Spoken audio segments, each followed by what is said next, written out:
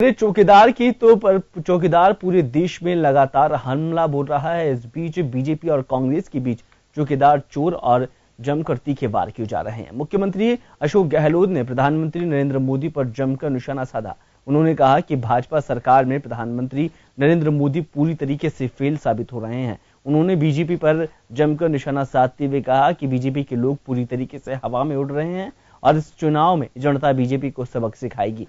उन्होंने ये भी कहा कि नाम के आगे चौकीदार लगाने से चौकीदार नहीं बन जाते। पिछले 5 सालों में चौकीदारी में बीजेपी सरकार पूरी तरह से फेल साबित हुई है। बेरोजगारों को नौकरी देने के साथ साथ कई मामलों को लेकर मोदी सरकार फेल हुई है। नोटबंदी, आतंकवाद और नक्सल के खिलाफ लगातार रोकथाम की कोशिशें भी नहीं की जा रही है।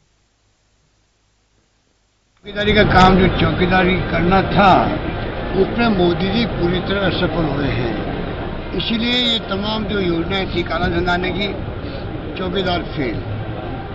2 करोड़ नौजवानों को रोजगार देंगे, चौकीदार फेल।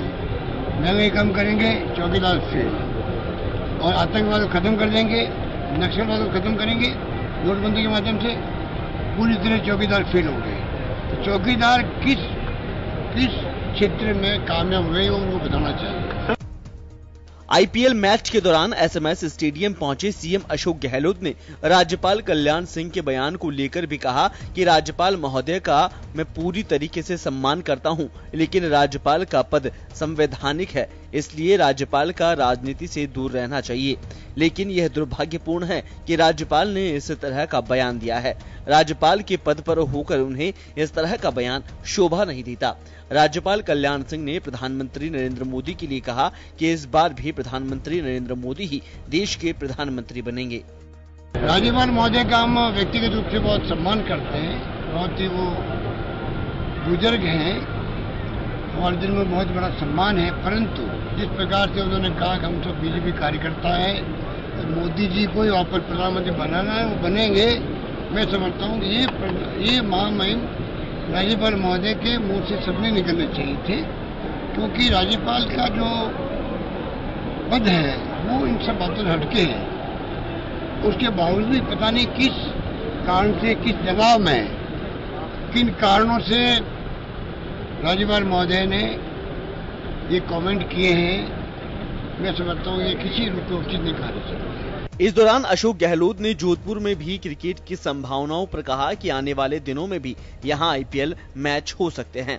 इसको लेकर राजस्थान रॉयल्स और आरसीए के साथ मीटिंग हुई। हालांकि इससे पहले भी जोधपुर में 2 इंटरनेशनल मैच हो चुके हैं, लेकिन फिलहाल संभावनाएं जताई जा रही है कि जोधपुर में भी क्रिकेट मैच हो सकते हैं। इंस्पेक्शन के बाद में वो तय करेंगे कि मैच जोधपुर में भी अंतर्राष्ट्रीय मैच होगा। ये हमने आज भी तय किया बैठ करके मीटिंग करके।